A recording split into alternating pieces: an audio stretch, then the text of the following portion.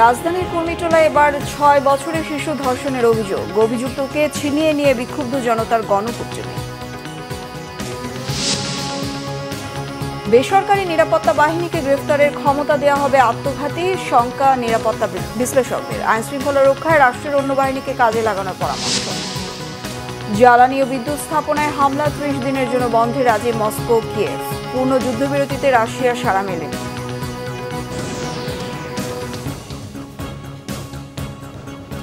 দেখছিলেন crown cement সংবাদ শিরোনাম।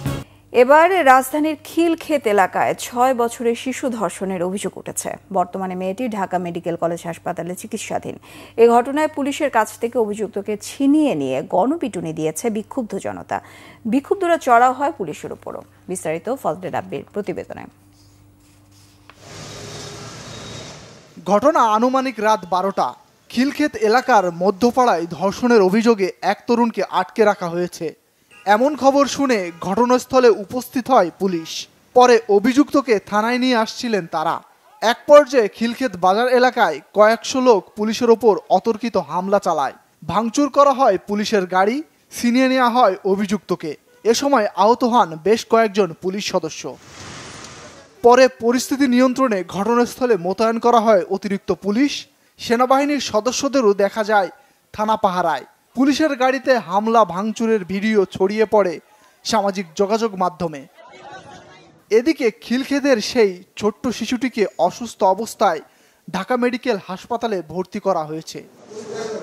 ভুক্তভোগীর মা জানান, খেলার সময় বাসার সিঁড়ি থেকে ডেকে নিয়ে গিয়ে জোরপূর্বক ধর্ষণ করে ওই তরুণ। 40-এ বাসা আসার পরে আমি বলতেছি শুয়ে রইছো কেন?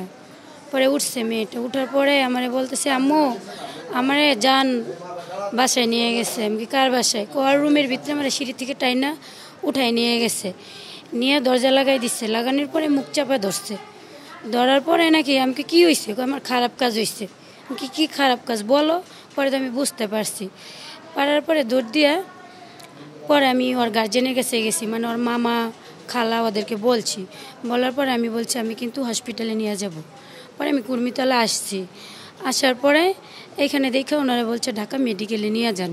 এ ঘটনায় এখন পর্যন্ত অভিযুক্তের সঠিক পরিচয় শনাক্ত করা যায়নি। তবে গুরুতর আহত অবস্থায় কুর্মিটোলা জেনারেল হাসপাতাল থেকে ঢাকা মেডিকেল কলেজ হাসপাতালে পাঠানো হয়েছে। ফজলে রাব্বি, বাংলা ভিশন, ঢাকা। তুলসী গ্যাবার্ডের মন্তব্যে বাংলাদেশ ও যুক্তরাষ্ট্রের অর্থনৈতিক সম্পর্কে কোনো প্রভাব পড়বে না বলে জানিয়েছেন অর্থ উপদেষ্টা সালেউদ্দিন আহমেদ। মঙ্গলবার সচিবালয়ে ক্রয় সংক্রান্ত মন্ত্রিসভা কমিটির বৈঠক শেষে তিনি কথা বলেন।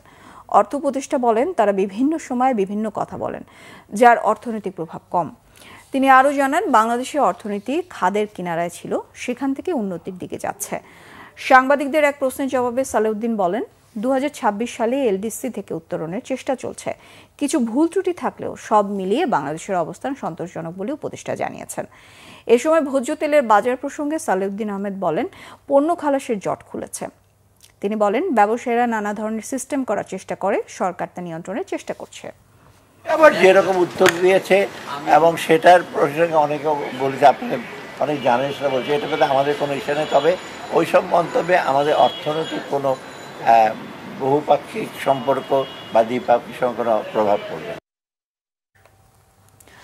যুক্তরাষ্ট্রের গোয়েন্দা প্রধান তুলসী গ্যাবার্ডের বক্তব্যে প্রধান উপদেষ্টার কার্যালয় যে প্রতিক্রিয়া জানিয়েছে, পররাষ্ট্র মন্ত্রণালয়ের অবস্থানও একই বলে জানিয়েছেন উপদেষ্টা তৌহিদ হোসেন।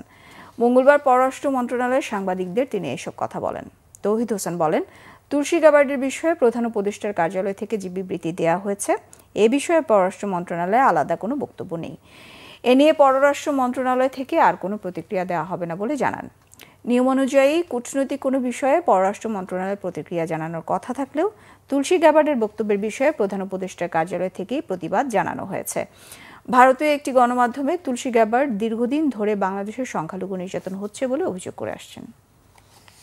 পুলিশের অক্সিলারি ফোর্স হিসেবে বেসরকারি নিরাপত্তা বাহিনীকে গ্রেফতারের ক্ষমতা দেওয়া হবে আত্মঘাতী, বলেছেন পিস অ্যান্ড কনফ্লিক্ট স্টাডিজের চেয়ারম্যান ডক্টর সাজ্জাদ সিদ্দিকী। বিষয়টিকে আইন বহির্ভূত দাবি করে ভয়ঙ্কর সিদ্ধান্ত থেকে সরে আসতে বলেছেন আইনের শিক্ষক অধ্যাপক শেখ হাফিজুর রহমান কার্জন। দুজনের মতে আইন শৃঙ্খলা রক্ষায় রাষ্ট্রের অন্য বাহিনীকে কাজে লাগানো দরকার। আরও জানাচ্ছেন জিয়া খান। আমি বা আমার কলিগরা যে পুলিশ অফিসার হিসেবে যে ক্ষমতা ভোগ করেন, ক্ষমতা বলা যায় না, দায়িত্ব পালন করেন, সেই একই রূপ দায়িত্ব পালন করবেন যে কোনো ব্যক্তিকে ওনারা গ্রেপ্তারের ক্ষমতা পাবেন।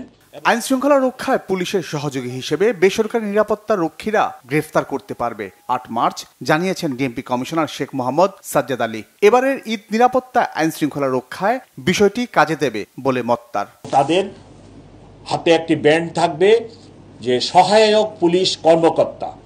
বিষয়টিকে নেতিবাচক হিসেবে দেখছেন অনেকে, যার প্রভাব হিতে বিপরীত হওয়ার শঙ্কা এই শিক্ষকের। ওনার ব্যক্তিগত অবস্থান তাহলে এক ব্যাপার, আর যদি বিষয়টা হয় একেবারেই প্রাতিষ্ঠানিকভাবে এই চিন্তা করছে, তো এই চিন্তাটা খুবই আত্মঘাতী হবে। পুলিশ এখন একটা আস্থাহীনতার মধ্যে আছে, সেই জায়গায় তাকে আস্থা ভাজন করার জন্য, ট্রাস্ট বিল্ড আপ করার জন্য উদ্যোগ না নিয়ে বরং অক্সিলিয়ারি ফোর্সকে পুলিশিং পাওয়ার দিয়ে দেওয়াটা, এটা পুলিশের জন্য এবং রাষ্ট্রের জন্য এবং আমাদের জনগণের জন্য খারাপ হবে। এটার মিসইউজটা বেশি হবে, কারণ প্রশিক্ষণলব্ধ যে চর্চা, সেই চর্চাটা তো তাদের মধ্যে নেই।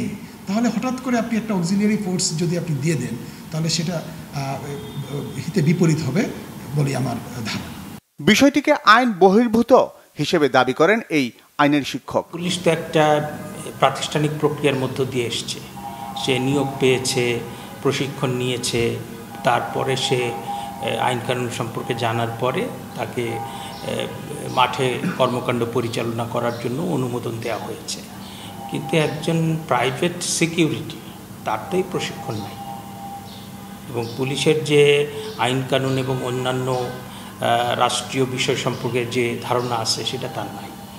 এবং এই ধরনের লোককে যে গ্রেপ্তার করার ক্ষমতা দেওয়া হবে কোন আইন বলে?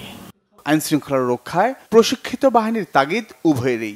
পুলিশ তাদের সাথে আনসার নিতে পারে, বিজিবি নিতে পারে, এবং তারা যে সমস্ত ঝুঁকিপূর্ণ থানা কিংবা প্রত্যেক থানায় একটা আইন শৃঙ্খলা রক্ষা কমিটি করতে পারে, পিপুল পুলিশ পার্টনারশিপ। যে সমস্ত মিলিটারি, এয়ারফোর্স কিংবা নেভি, তাদের অনেক অফিসার এবং তাদেরকে কিন্তু আপনারা অলরেডি ম্যাজিস্ট্রেসি পাওয়ার দিয়ে রেখেছেন।